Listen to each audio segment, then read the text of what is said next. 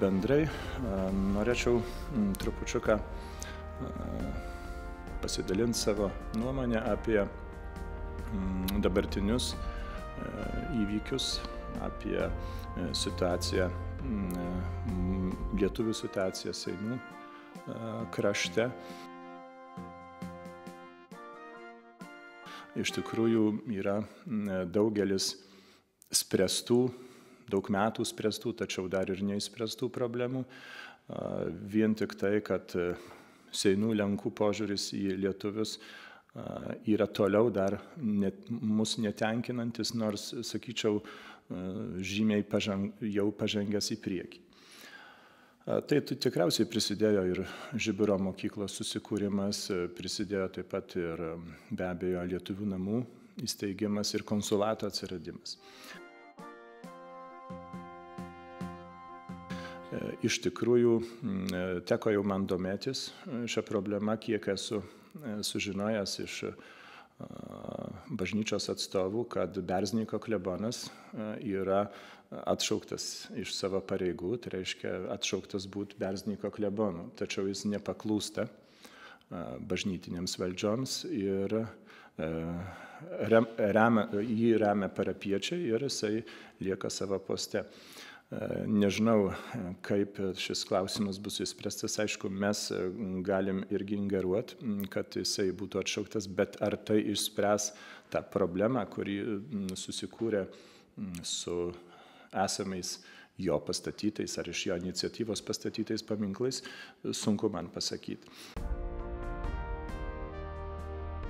Žiūrint dabar į mūsų padėtį, bendrai kaip Lenkijos lietuvių padėtį ir skirtą dėmesį Lietuvos valstybės, sakyčiau, kad jis yra ir didelis, ir mažas. Čia sunku tai įvertinti. Iš viso džiugu, kad yra skiriamas dėmesys mums, ne tik tai Lietuvos gyventojų, bet ir pačios vyriausybės. Apie tai liudija ir parama, finansinė parama skiriama Žiburo mokyklai, bei paskutiniu kartu ir Punsko valsčiaus mokyklams.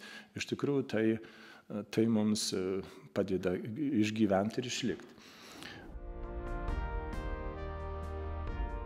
Atsiradom ant tokios, sakyčiau, prarajos, kad labai paskutiniais metais sumažėjo mokinių skaičius mokyklose. Ir aišku, galim galvoti, būtinos tos lietuviškos mokyklos ar ne, mažytės, kur mokinių skaičius siekia vos 10 ar daugiau mokinių. Manyčiau, kad kol bus ir vienas mokinys, taip kaip tam skęstančiam Titanike, ar verta gelbėti vieną žmogų, be abejo verta. Ir kol mūsų išgalios leidžia, mes turėtum tas mokyklas išlaikyti.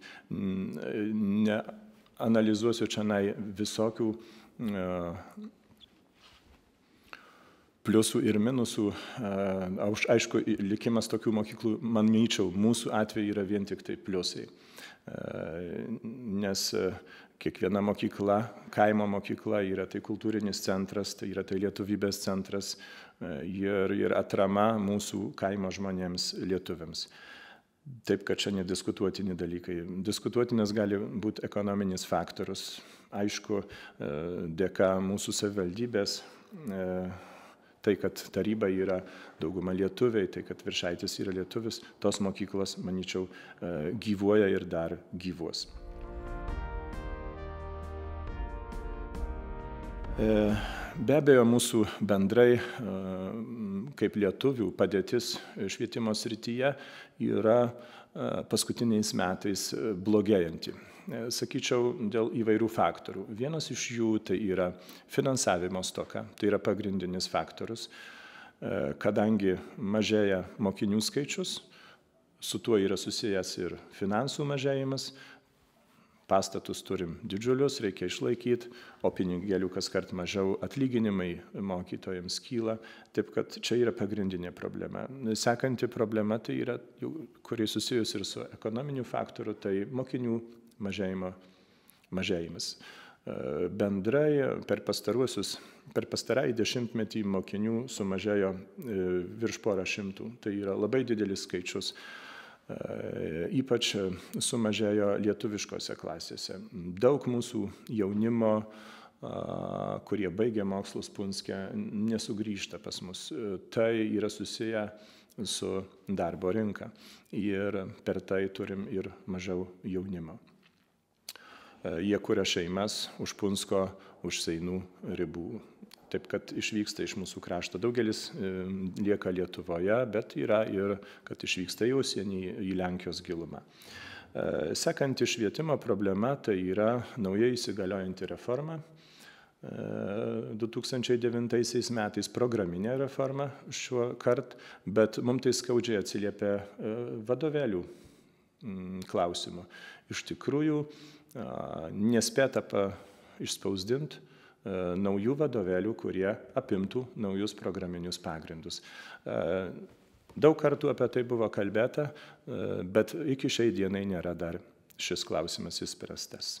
Manyčiau, jeigu kiek galima tikėti, nors abejoju tuo, ar galima tikėti Lenkų politikų pažadais ir ministerijos atstovų pažadais, kad bus svarstoma subvencijos tautinėms mažumoms, kurių vaikai mokosi, kur dėstomoji kalba yra tos tautinės mažumos kalba, kad bus padidinta subvencija 80%. Aišku, tos procedūros nėra tokios paprastos, tai gali užtrukti metus ar ir ilgiau, bet pažadai buvo tokie, kad nuo 2013 metų bus didinama subvencija 80%.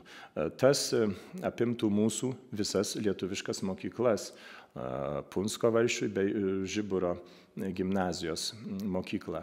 Tai būtų labai didelė finansinė parama, kuri pagal dabartinius apskaičiavimus turbūt būtų pakankama mokyklų išlaikymui. Tai švietimo srityje tokios maždaug problemos ir tokia ateitis mūsų laukia. Ką bendruomenė žada veikti šiais metais? Aišku, bendruomenės darbo braižas nesikeis radikaliai, aš manyčiau. Iš tikrųjų, mano vaidmuo bendruomeniai gali skirtis, bus kitokias nei buvo buvusios pirmininkės. Tikrųjų, pareigos yra labai plačios ir ne visada galima bus suspėti.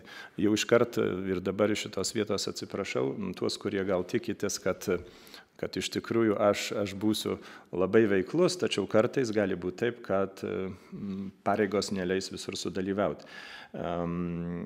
Šiais metais manau, kad stengsimės išlaikyti ir sudalyvauti įvairiose proginėse šventėse, minėjimuose ir panašiai. Nieko naujo nežadam kurti. Iš tikrųjų, didelį rūpestį tikriausiai mano kaip ir jau iš pareigas einančiam direktoriui, tai didelį rūpestį kels švietimo problemos. Paskutinė tokia problema, kuri, sakyčiau, labai mūsų bendruomenę, mūsų visuomenę čia gyvenančią suskirstė į dvi barikadas, tai dvi kalbės lentelės. Nenorėčiau aš prie jų jau grįžti, kadangi ši tema yra užbaigta.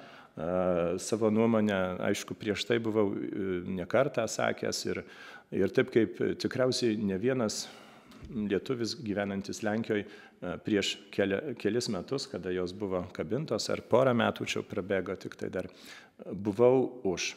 Ir man visada kėlė nesupratimą žmonių mąstymas, kad tos lentelės gali mus padalinti. Iš tikrųjų, dabar esu skirtingos nuomonės ir iš tikrųjų čia mes padarėme meškos paslaugą kitiems, bet ne savo. Ir vien tik tai tos diskusijos, kurios susikūrė aplink tas lenteles, kur parodė, kad mes šitoj pozicijoje nebuvom vieningi, tai jau buvo blogas ženklas. Ir, na kągi, jos dabar yra, žiūrėsim, kas toliau su jomis darysis, kas buvo teisus, kas buvo ne.